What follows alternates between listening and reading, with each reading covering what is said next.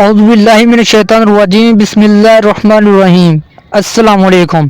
दिल के वाल्व बंद होने से 10 दिन पहले की अलामात। नंबर 1, चलते हुए छाती के दरमियान दर्द उठना। नंबर 2, बैठ जाने पर दर्द का कम हो जाना, चलने पर ज़्यादा बढ़ जाना।